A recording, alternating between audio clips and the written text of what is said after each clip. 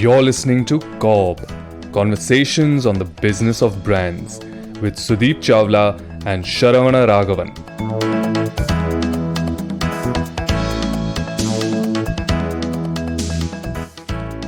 What are we discussing today, Sudeep? Hey Sharan, I'm discussing something that I'm really passionate about. I call it please measure whatever you treasure. The poet in you is coming out already. So, I love the topic. I think we're also, in a way, developing some kind of telepathy with all the episodes that we record, because this is exactly what I was discussing with my business partner, Rishi, about how it is difficult to get businesses to track marketing performance. Hmm. And especially when we work with, say, emerging businesses, the newer businesses, we usually struggle for a takeoff point because there Hmm. is no real track of marketing performance measures for us to kind of say, evaluate a given status of the business. And we end up having to revert to Facebook and Google data, which is very, very limiting. Hmm. And we're obviously used to the broader information about how marketing is measured. So I'm glad you picked this topic. So, what are we doing here? How do you work with this kind of situation, especially with newer businesses?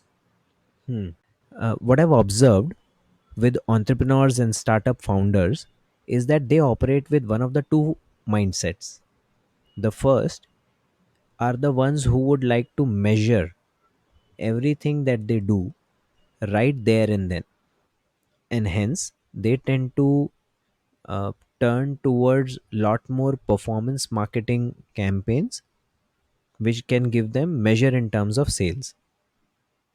Then the other ones operate from an investment mindset, and therefore they are ready to invest behind long term initiatives, but they also operate with the mindset that these initiatives can't be measured in the short run, and hopefully they will give us results in the longer run. So these are the two mindsets that exist. Uh huh.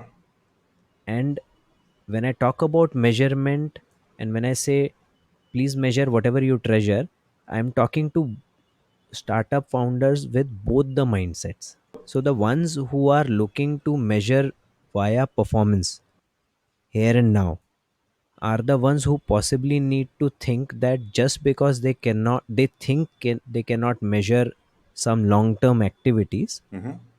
they don't need to put all their money behind generating sales in a manner that brings customer to the website but does not give them reason enough Hmm. to keep coming back. So therefore they can invest behind activities which build the value of their brand, the image of the brand in consumers mind. On the other hand, the founders who are ready to invest but think that they cannot measure it now and here and now, Right. they should understand that there are sufficient number of ways and means to measure anything and everything you want to do about your brand. Okay. So, when you say long term, and this frame of reference kind of varies for every business. For FMCG, it could be a season. For tech, it could be even a matter of weeks. Yeah, So, what do you mean by long term? How does one say long term in my business? actually very interesting question. And if you ask me, I think a lot of the confusion gets cleared when we define long run. Yeah. So when a startup founder say it will take me some time to articulate what benefit is accruing to my business in the long run, what he or she means is long run is the time needed to either create sufficient awareness about the product so that people come and buy it, or sufficient number of trials about the product, or the amount of time it will need to change the consumer behavior around the product or the category. So therefore they are waiting for that tipping point where they have achieved base level of behavior change or awareness such that they can then trust consumers repeat sense to kick in. Either ways, Regardless of whether you are waiting for awareness or trials or behavior change, the advice to everybody is whatever time period you are looking at, the fact is that the change starts now, even at a shorter scale. And hence, the measurement is possible now. You don't need to wait for that one season or weeks or years, etc., just to know whether what you have done is moving in the right direction or not. Wow. Okay. So it means you're not defining long term in a span of time, but more in the marketing objective you're setting for yourself and the change you want to bring about in the consumer's attitude and behaviors towards your brand. Yes, It could be an immediate effect. It could take a few weeks. It could be to be any term. But the clearer you are on your marketing objective, the clearer you are in defining the time frame that you want to see this effect in. correct, correct. So suppose, Sharon, let me give you an example. Uh-huh. Suppose you are operating in a category which is very well known, like a toothpaste, for example, and you launch a toothpaste which is extremely great tasting. Therefore, that is your point of difference. And hence, you might say that the tipping point for a consumer comes when he or she tastes my toothpaste once. If that is the clarity in your head, that my marketing objective is to create sufficient trials Hmm. such that my consumer buys my product and then starts repeat purchase. Right. So, therefore, your prime objective is how do I create trial? Therefore, whatever you do as a marketing activity, you will measure how effectively is it pushing my consumer to create trial or not. And that measurement can start immediately. Right, right, right. Whether my activity is working or not towards my marketing objective is what I can measure immediately. Yeah. Brilliant, brilliant. But I get what he's saying, and I would also put on sampling into this. There are obviously also a few marketing studies that go into this, but these are super expensive, right? Especially these surveys and these brand tracks that we run. I mean, you could hire two different brand managers for the same cost of running these surveys. So, how is this even feasible for us for a small size company or an emerging company? Hmm. So let me answer that question by first putting a provocative statement. Please, Researching or measurement requires investment. right? Yeah. However, you might think that it is playing to what you asked me. It requires a lot of money and research agencies, etc. What I mean by investment, Sharan, is first investment of attention and mental capacity to decide what is your marketing objective. Number two, what metrics should I be measuring before triggering the activity and after triggering the activity, such that I am able to track whether my marketing objective is moving towards achievement or not. Wow, wow. The second investment, yeah, Okay, that's only first kind of investment. The second investment, honestly, is time investment. right. I have read about multiple case studies where the best kind of research Mm-hmm. has been done by the founders themselves by Okay, going and meeting consumers on their own. okay. Yeah, if you look at LinkedIn, you will find that there have been multiple times where country head of Uber or the country head of Ola Hmm. or companies of such kind have been found doing taxi service or cab service on their own Mm-hmm. just because they wanted to meet the consumer in real life conditions. And what they intend to do is generate sufficient number of insights around consumer experience when the consumer is actually s- uh, you know availing their service, and also evaluate whether whatever marketing activities they are running at that moment, whether that is having any kind of impact on the consumer or not. Okay, I mean, I have been considerably provoked now, not by the statement you first mentioned, but by the second. So I get that. I get the thought process being important for you to set your marketing objectives right. But these one-to-one interactions, right? I find them to be great PR exercises. I find the CEO coming in, driving the car, the Uber CEO, and even in India, I think he drove the car. And I think it makes for great PR exercise. And I'm not sure how much it really benefits the business because it is just not scalable. How many people can you meet? And doesn't, okay, I'm adding another question to this because market research requires a minimum sample size, right, for it to even be considered relevant. So, how does this one to one interaction help at all, especially by the CEOs and founders? Okay. So I'll answer that question in three parts then, Charan. First part is where you said what is the credibility of this method of research and whether anybody has seen anything coming out of it. Yeah, is it just a PR exercise or is it really a value adding exercise? I will give you example of Mr. Darshan Patel of Winnie Cosmetics. This is the same company that created the brand Fog. The story goes that Darshan Patel, despite having significant amount of money in their bank after the sale of Paras, went and stood outside Kirana stores and observed a lot of youngsters buying deodorants from the store and the kind of questions they would ask and how they would judge what deodorant to buy. Okay. And then he would take time to talk to those youngsters and understand what are the current pain points of theirs Hmm. from all the category players that are present in the market during that time. And using that, he was able to find out what are the category drivers and what is one pain point that nobody else in the category seems to be addressing. And that is how he came around with no gas, only Dio proposition. And he stood in front of stores himself and spoke to Yes. consumers. And Yes. consumers were willing to give him this time to for him to gather enough sample size. See, if you stand in the store long enough, you actually become the shopkeeper. So, and the shopkeeper, most of these consumers are willing to talk to the shopkeeper. Right. Yeah, shopkeeper asks them questions very innocently and they would answer because they believe that the shopkeeper would assist their purchase decisions. As long as you are not intruding their shopper journey and you are assisting their purchase, they'll be happy to talk to you. Right.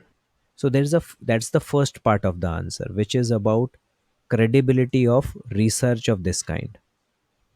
Second part of your answer was whether is it scalable or not. Hmm.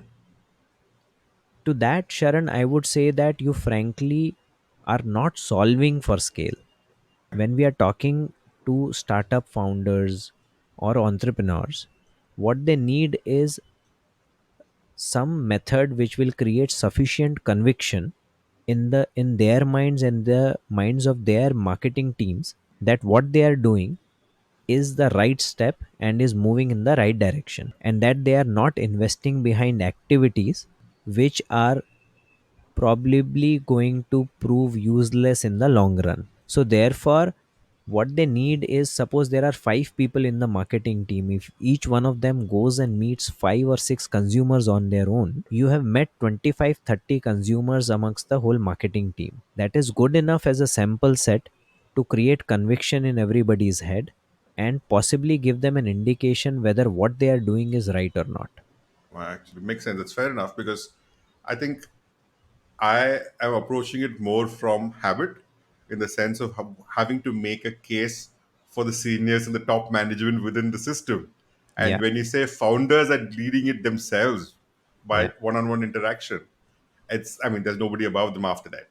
It's them correct. having to have the conviction with their team to drive this forward. I mean, Correct. that's fair enough. Makes And sense. one more bit around your third part of the answer where you said that isn't there a some kind of sample size for the research to become significant. So yes, from a quantitative research point of view, any sample set needs to be at least 30 units in number for it to be statistically significant. But what we are talking about here is not about generating quant samples for any study that you're doing. Right. You're talking about creating sufficient conviction. Right. You're listening to CoBB, Conversations on the Business of Brands, Your hosts are Sudeep Chawla, marketing practitioner, business leader, and educator to advertising and marketing professionals, and Sharavana Raghavan of Vitriol Innovations, consultants to consumer facing brands and businesses. For more information, go to copcast.net.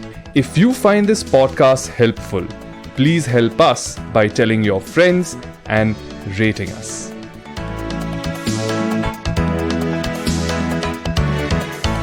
Makes sense. But I have another curveball coming to you. Okay.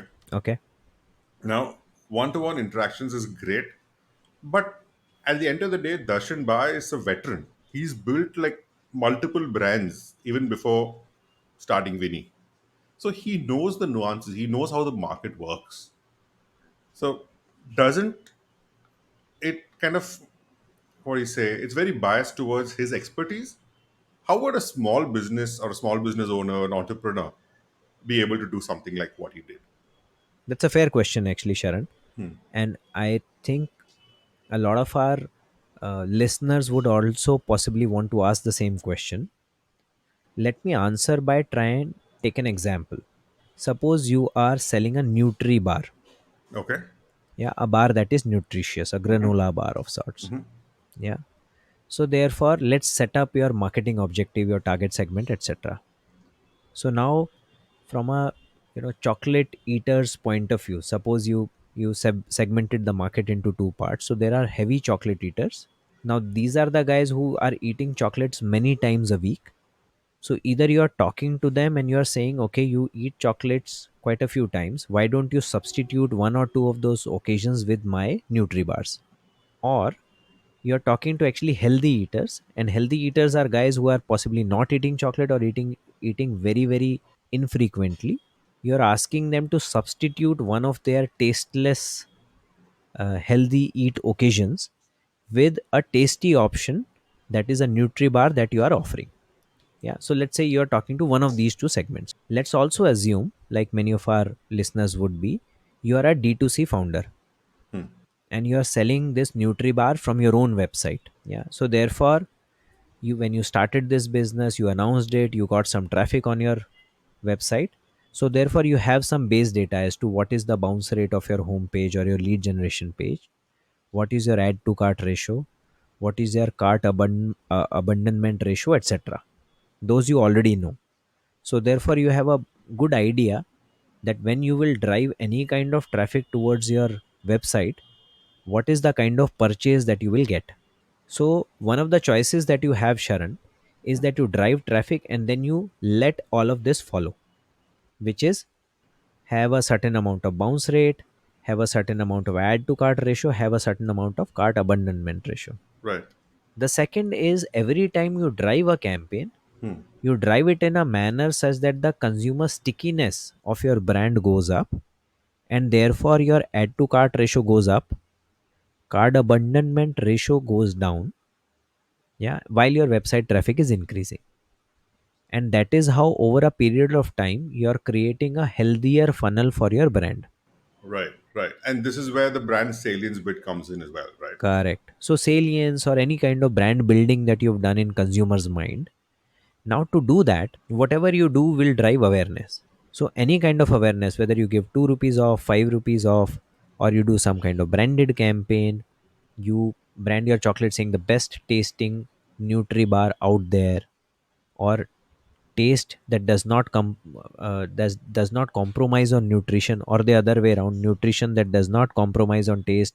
Any of these propositions when you give out, you are creating a certain amount of imagery in consumers head, and all of these will drive traffic to your website. Now 5 rupees off will drive equal amount of traffic, maybe more, but it will do very less to improve your add to cart ratio over a period of time. However, if you have created a certain imagery in consumers' head, there is a distinct chance that you will be able to improve your add to cart ratio.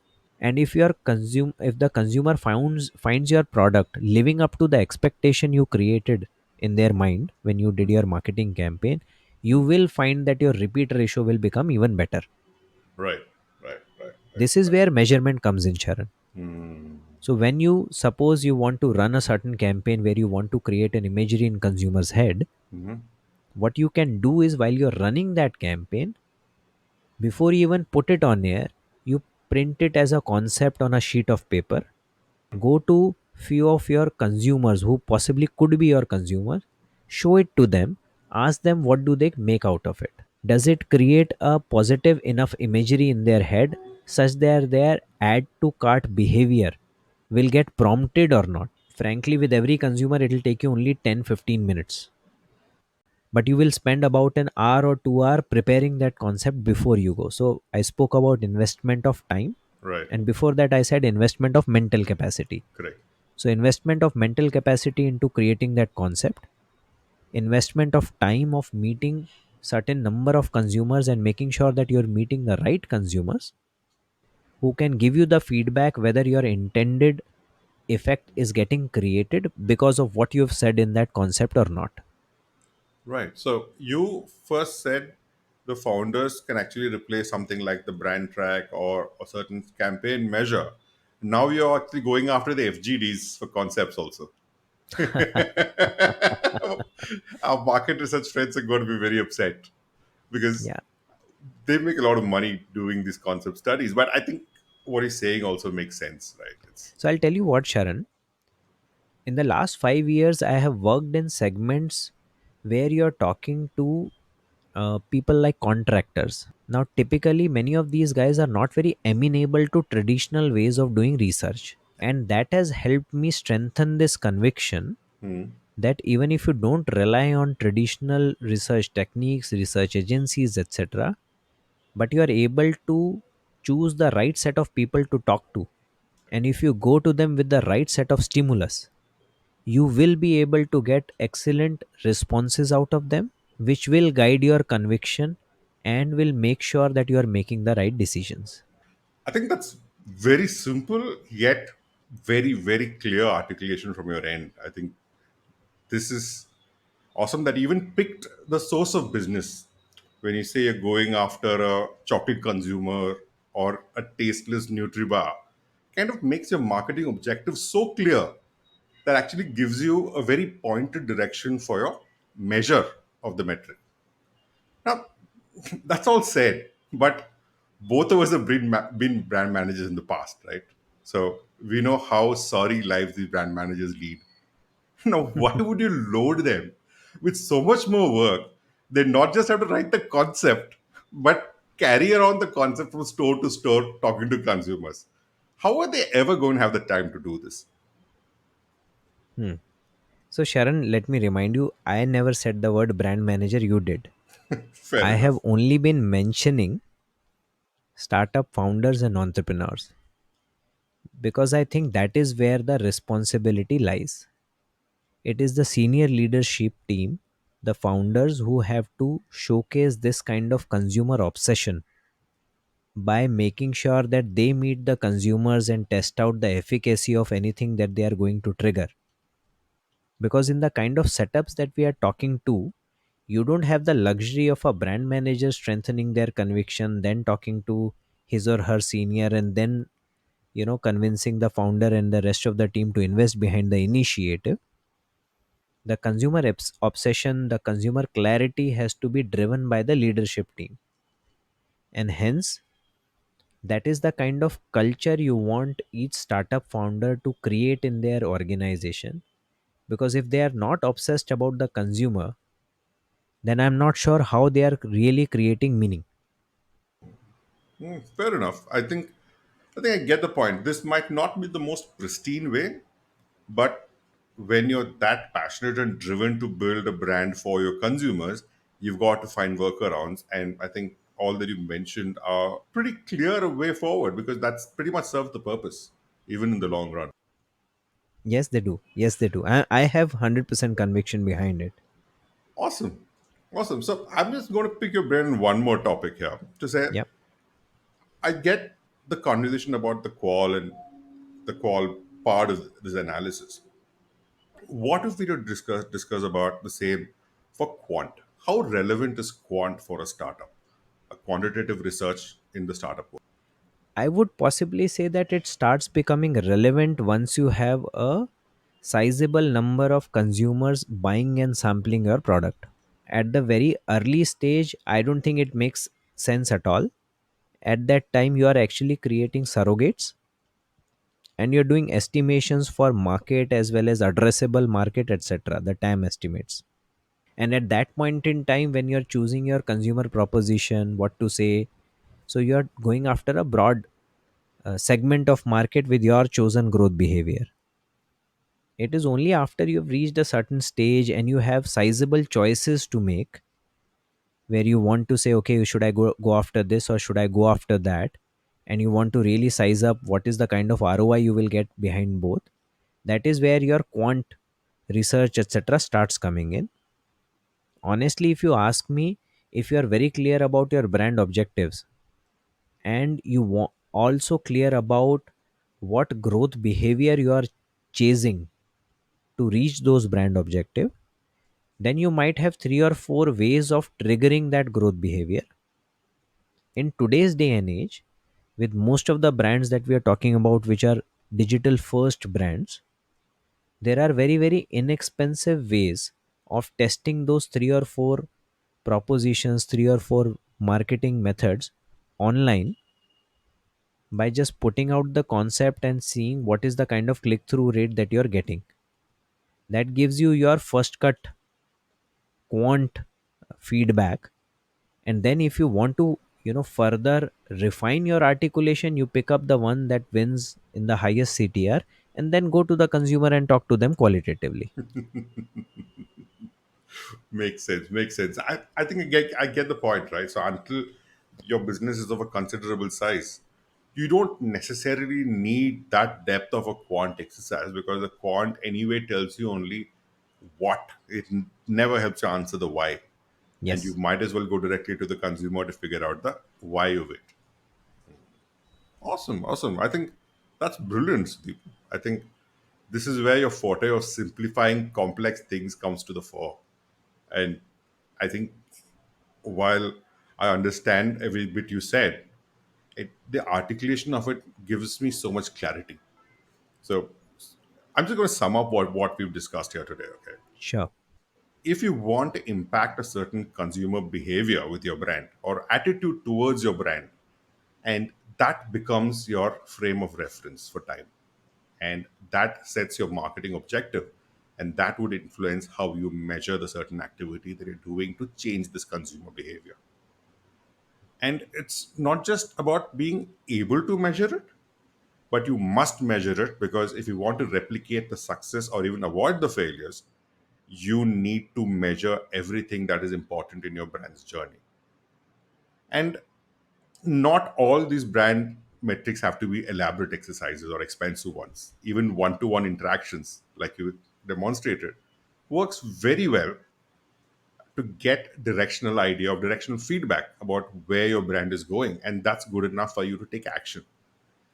And it's more about the investment of time and the effort to put together the thinking to get the right answers out of consumers, or the best answers out of consumers, than about the tools you use. It's more the intent versus the tools. And it is, and this kind of an activity is not necessarily pristine, but it does give you a great way forward, and therefore has to be championed by the leadership or the founders for it to have a longevity within the system. And any brand metric is good only for as long as it can survive within the system. And the last point about Quant, say, a business at its early stages does not necessarily have to look at Quant for a long time. You can get by very comfortably and grow pretty progressively by just focusing on the Qual feedback you get on your brand. Correct. Wow. Okay. How was that summary? Capture everything? Yes, it does. It certainly does. Thank you very much for that, Sharan. Thank you for listening to CoBB, Conversations on the Business of Brands with Sudeep Chawla and Sharavana Raghavan. Subscribe and learn more at cobcast.net. That's COBBCAST.net.